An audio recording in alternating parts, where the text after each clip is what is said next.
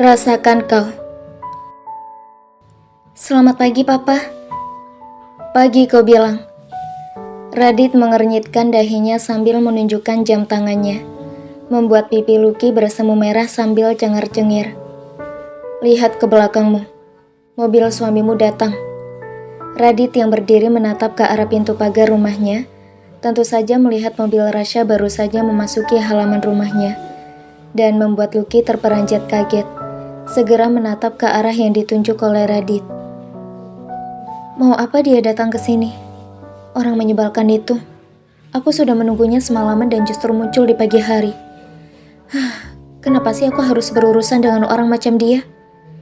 Gumam Lucky dalam hatinya, sambil menatap Rasya yang jalan mendekat ke arahnya dan Radit. Kenapa menatapku seperti itu?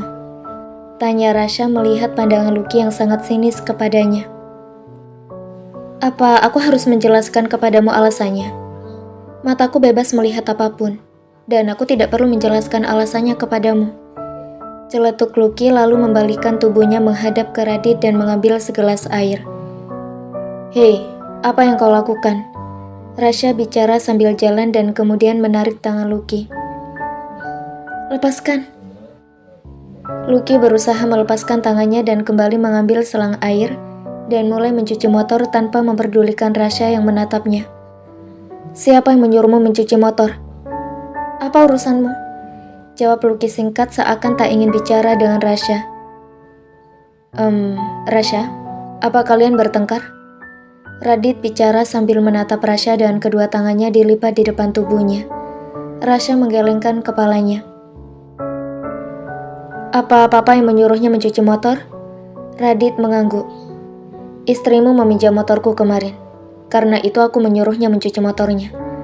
Jawab Radit dengan postur tubuhnya yang sama. Hahaha. Apa kau serius, Papa? Dia bisa mengendarai motormu? Hahaha. Rasya tergelak tawa mendengar apa yang baru saja dikatakan oleh Radit. Hei, bajuku basah. Hentikan, aku harus ke kantor. Aku bilang hentikan.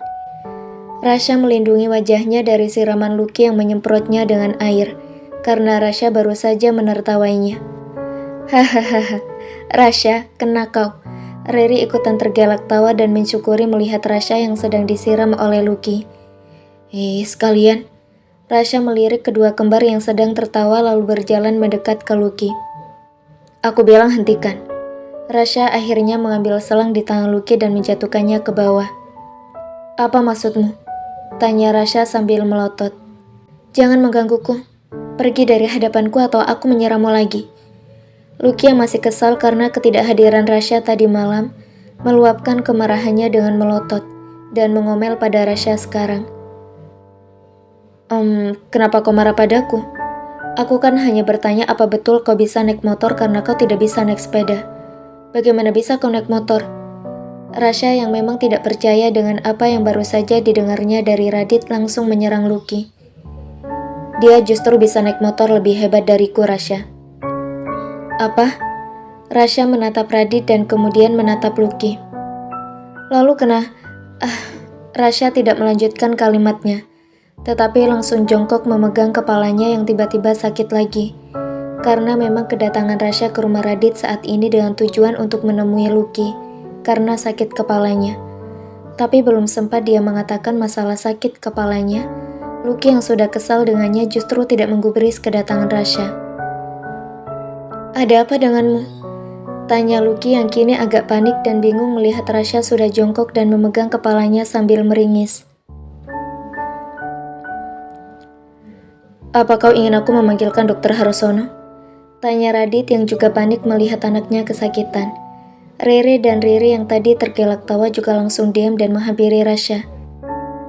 Jangan panggilkan dokter tua itu, dia terlalu cerewet.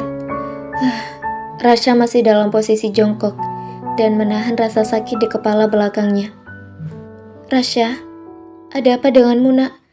Nada yang baru saja keluar dari rumah membawakan minuman untuk Radit, langsung menaruhnya di tangga rumah, berlari dan jongkok menghampiri Rasya.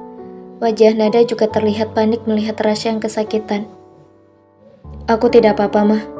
Mungkin aku terlalu kelelahan karena banyak kerjaan, jawab Rasya yang kemudian berusaha untuk bangkit berdiri karena tidak ingin membuat Nada khawatir, lalu menarik tangan Lucky.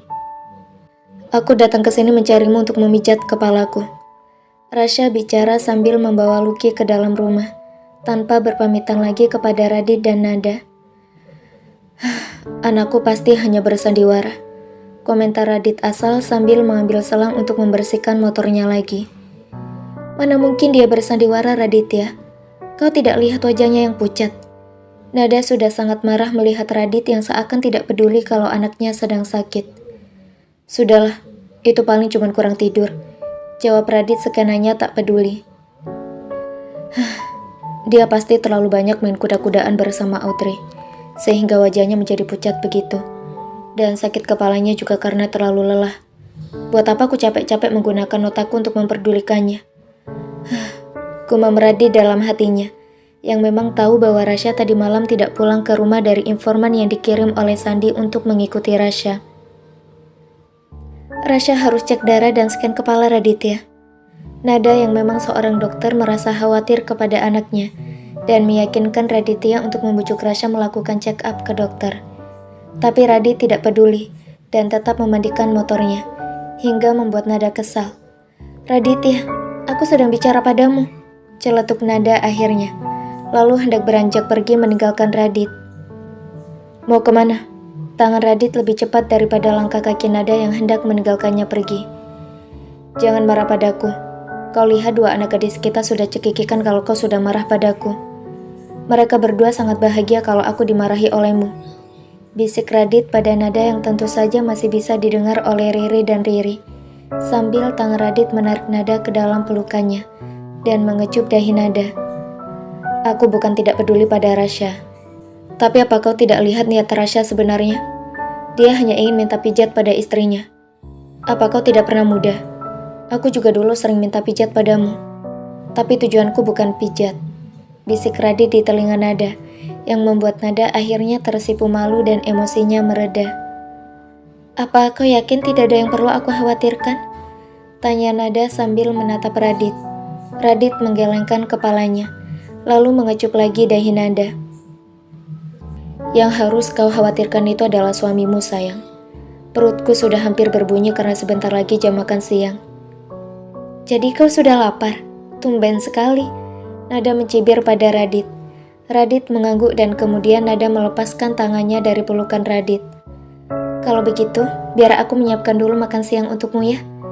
Radit tersenyum dan sebelum melepaskan Nada, dia menempelkan dulu bibirnya pada bibir Nada, yang membuat kedua putrinya bersungut kesal, dan meninggalkan Radit juga Nada ke dalam kamar mereka.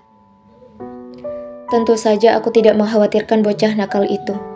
Aku justru mengkhawatirkan apa yang dia lakukan di dalam sana bersama Lucky Nada. Tapi apa alasanku kalau aku ingin menggedor pintunya? Mereka juga sudah menikah. Situasinya hampir mirip dengan aku yang menyakiti Nada, gumam Radit dalam hatinya, sambil melihat Nada masuk ke dalam rumahnya dengan rasa bersalah di hati Radit. Lalu, apa sebenarnya yang dilakukan oleh Rasya dan Lucky dalam kamar?